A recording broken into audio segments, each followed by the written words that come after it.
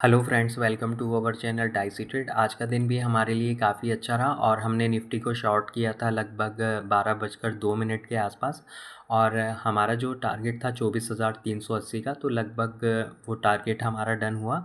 और अगर देखा जाए, आज हमने निफ्टी को लगभग टॉप से ही शॉर्ट किया था और 2:43 के आसपास हमने अपनी सभी शॉर्ट पोजीशंस को क्लोज कर दिया था। और आज हमने बहुत सारी जो इम्पोर्टेंट अपडेट्स थी वो फ्री चैनल पर भी शेयर की थी, तो आप यहाँ पर देख सकते हैं। जब 12:02 के आसपास हमने ट्रेड सेटअप के बारे में डिस्कस किया था कि आप कैसे निफ्टी को शॉर्ट कर सकते हैं और कौन से टारगेट आ सकते हैं निफ्टी में इंट्राडे में। तो यहाँ पर 12:02 के आसपास इस ट्रेड सेटअप को शेयर किया गया था और उसके बाद 1:14 के आसपास हमने डिस्कस किया था आईवी में जो सडनली स्पाइक देखने को मिला था, और उसके बाद पुट साइड में जो लॉन्ग पोजीशंस ऐड हो रहे, सॉरी, जो पुट बाइंग देखने को मिली थी, और इसी के साथ कॉल राइटिंग में फ्रेश शॉर्ट पोजीशंस बिल्डअप हो रही थी। तो यहाँ पर हमने डिस्कस किया था कि निफ्टी में 24,380 का लेवल टेस्ट हो सकता है, लेकिन उसके लिए हमें वेट करना पड़ सकता है। और 1:16 के आसपास डेटा पूरी तरीके से नेगेटिव हो चुका था, तो यहाँ पर हमने डिस्कस किया था कि बेयर्स फिर से मार्केट को अपने कंट्रोल में ले चुके हैं। और डेढ़ आवर्स के बारे में भी हमने डिस्कस किया था, क्योंकि इंडियन मार्केट में अगर आप देखेंगे तो 12 से 2 बजे के बीच काफ़ी स्लो मूवमेंट आता है, और उस टाइम पर देखा जाए तो प्रीमियम का डिके ज़्यादा होता है। तो यहाँ पर हमने डिस्कस किया था कि 2 बजे के बाद आपको एक सेलिंग प्रेशर देखने को मिल सकता है। तो यहाँ पर जो आज एक रिलायंस की एजीएम मीटिंग जो चल रही थी या जो भी कुछ था, तो यहाँ पर मार्केट में उसकी वजह से थोड़ा सा एक लो वॉल्यूम के साथ अपमूव भी देखने को मिला था। तो यहाँ पर हमने पंप एंड डंप के बारे में भी डिस्कस किया था और काफ़ी सारी अपडेट्स को शेयर किया था, और टारगेट जो भी थे हमारे वो लगभग डन हो चुके थे। तो आज का दिन भी हमारे लिए काफ़ी ठीक ही था। और अगर आप ऐसे ही डेली लाइव अपडेट्स को लेना चाहते हैं तो आप हमारे प्रीमियम चैनल को सब्सक्राइब कर सकते हैं और डिस्क्रिप्शन बॉक्स को चेकआउट कर सकते हैं। वहाँ पर कॉन्टैक्ट डिटेल्स दी हुई है उसको ज्वाइन करने के लिए। और जब हमने निफ्टी को इंट्राडे में शॉर्ट किया था, तो यहाँ पर ना तो कोई ऐसा वॉल्यूम था और ना ही कोई ऐसा प्राइस में एक्शन था। तो आज डेरिवेटिव्स डेटा उस टाइम पर जब हमने डिसीजन लिया तो काफ़ी पॉजिटिव था, लेकिन फ्यूचर में थोड़ी बहुत शॉर्ट पोजीशंस बनने के इंडिकेशन मिल रहे थे। तो यहाँ पर जो आज का जो डिसीज़न था वो पूरी तरीके से जो निफ्टी का फ्यूचर होता है तो उसके बेस्ड पर लिया था। और उसके बाद जो हमने 1:14 के आसपास जो अपडेट शेयर की थी ऑप्शन डेटा को जो एनालिसिस किया था, तो उस टाइम पर ऑप्शन चेन का डेटा भी काफ़ी बेयरिश हो चुका था। तो यहाँ पर फिर हमें एक अच्छा फॉल देखने को मिला। और अगर आप उसके बाद देखेंगे, यहाँ पर जब हमने निफ्टी को शॉर्ट किया था तो लगभग 12:15 के आसपास से यहाँ पर हमें थोड़ा सा वॉल्यूम में स्पाइक देखने को मिला। और यहाँ पर अगर आप देखेंगे 13:20 के आसपास, सॉरी, 1:20 के आसपास, तो यहाँ पर थोड़े बहुत हैंड्स ऑफ एक्सचेंज हुए और उसके बाद यहाँ पर एक शार्प अपमूव देखने को मिला। तो ये पूरी तरीके से पंप एंड डंप किया गया था, क्योंकि रिलायंस काफ़ी हैवी वेट्स स्टॉक है। तो वहाँ पर कुछ जो भी एजीएम का मीटिंग वगैरह या जो भी कुछ चल रहा था, तो यहाँ पर हमें एक स्पाइक देखने को मिला।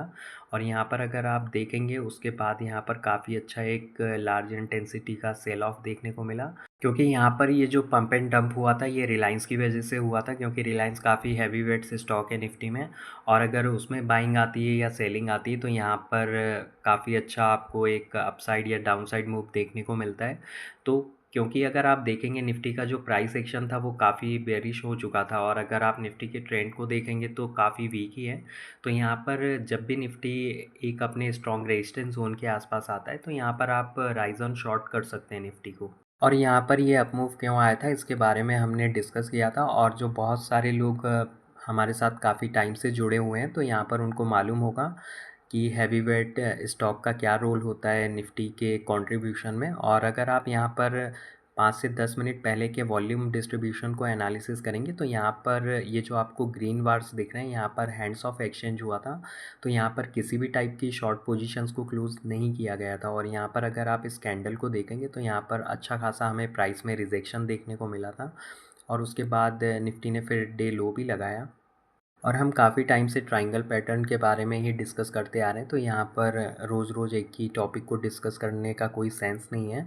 और अगर आप पिछले 3 दिनों के यहाँ पर फॉल को देखेंगे, क्योंकि कल हमने यहाँ पर 3 डेज़ रूल के बारे में भी डिस्कस किया था और हमारा जो एक व्यू था कि निफ्टी में आपको 60 से 70 पॉइंट का एक अप मूव देखने को मिल सकता है, 100 से 150 पॉइंट का।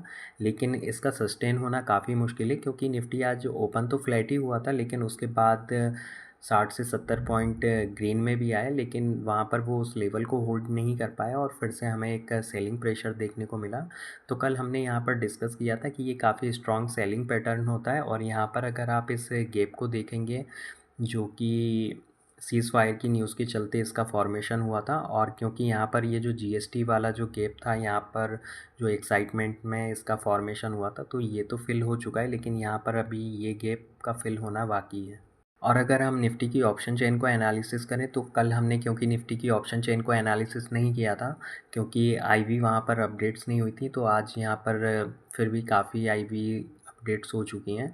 तो जहाँ पर निफ्टी क्लोज़ हुआ है 24,426 पर, यहाँ पर अगर आप डीप इन द मनी में पुट साइड को देखेंगे तो लॉन्ग पोजीशंस को क्लोज़ किया जा रहा है। और यहाँ पर अगर आप आईवी भी देखेंगे तो काफ़ी श्रिंक है। शायद यहाँ पर इंट्राडे में थोड़ी बहुत पुट में राइटिंग देखने को मिली थी एट द मनी के आसपास 24,600 और 24,700 की स्ट्राइक प्राइस पर, तो इसीलिए यहाँ पर थोड़ा सा मोमेंटम स्लो था और एक टाइम पर प्रीमियम भी थोड़ा सा ज़्यादा डिके हो रहा था।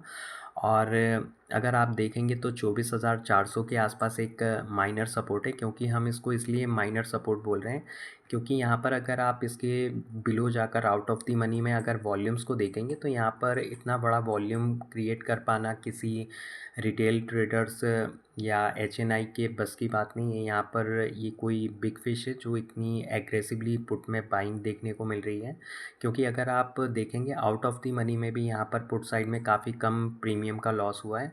और अगर आप यहाँ पर डीप इन द मनी में, sorry, out of the money में आईवी को भी देखेंगे तो काफ़ी अच्छा खासा हमें जंप देखने को मिला है। और अगर आप 24,300 की स्ट्राइक प्राइस को भी देखेंगे तो यहाँ पर कोई ऐसा मेजर सपोर्ट आप इसको नहीं बोल सकते, क्योंकि यहाँ पर भी पुट बाइंग के साइन देखने को मिल रहे हैं। तो 24,500 24,600 के ऊपर निकल पाना निफ्टी के लिए काफ़ी मुश्किल होगा, क्योंकि डीप इन द मनी में लॉन्ग पोजीशंस को क्लोज़ किया जा रहा है और आउट ऑफ द मनी में भी हमें कोई ऐसा सपोर्ट नहीं दिख रहा है।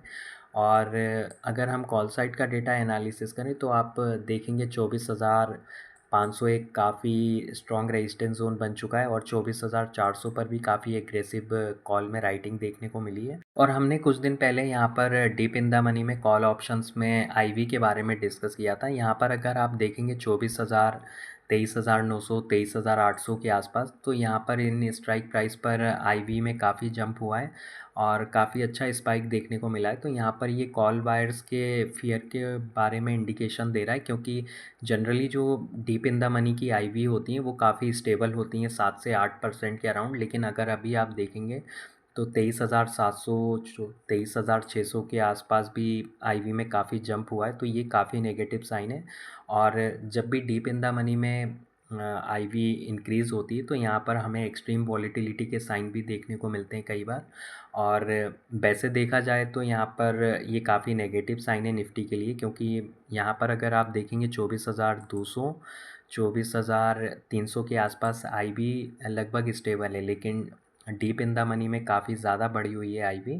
तो यहाँ पर हो सकता है मार्केट में हमें और सेलिंग प्रेशर इंटेंसिफाई होते हुए देखने को मिल सकता है। और अगर आप 24,500 और 24,400 की स्ट्राइक प्राइस को देखेंगे तो यहाँ पर काफ़ी एग्रेसिव कॉल में राइटिंग देखने को मिल रही है और सेम स्ट्राइक प्राइस पर अगर आप देखेंगे तो यहाँ पर पुट बाइंग के साइन देखने को मिल रहे हैं। तो यहाँ पर दोनों जगह पर ही शॉर्ट पोजीशंस को बिल्डअप किया जा रहा है। तो यहाँ पर अगर 24,400 के लेवल का ब्रेकडाउन होता है तो निफ्टी में आपको 24,200 तक की एक सेलिंग प्रेशर आते हुए देखने को मिल सकता है इंट्राडे में। क्योंकि डेरिवेटिव्स का डेटा काफ़ी जल्दी चेंज भी होता है, तो यहाँ पर कुछ भी अपडेट्स होगी तो हम उसको अपने टेलीग्राम चैनल पर शेयर कर देंगे, तो आप उसको ज्वाइन कर सकते हैं। लिंक डिस्क्रिप्शन बॉक्स में डाल दी गई है। तो फिर मिलते हैं नेक्स्ट वीडियो में। अगर आप लोगों को वीडियो अच्छा लगा हो तो लाइक शेयर करें और चैनल को सब्सक्राइब करें। Thanks for watching.